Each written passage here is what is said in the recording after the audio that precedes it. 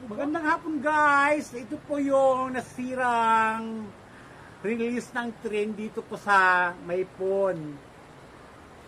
Ayan po, kitang-kita nyo guys na tumabingi na po yung release ng train.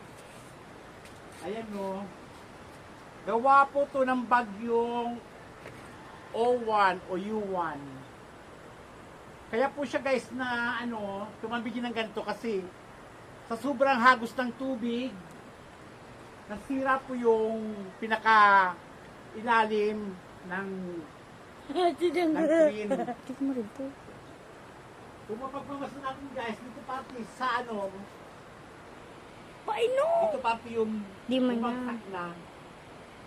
Kasi guys yung hagos, galing doon pababa. Tapos nahukay yung ilalim.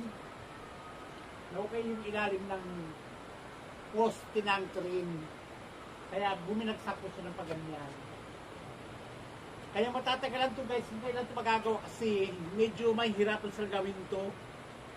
Mahaba-habang trabaho. Bahala ko sana pumunta guys ng Naga kaso hindi na ako matutuloy. Gawa nga nito, sira na. First time ko sanang sumakay ng train. Kaso wala na, yan sira na.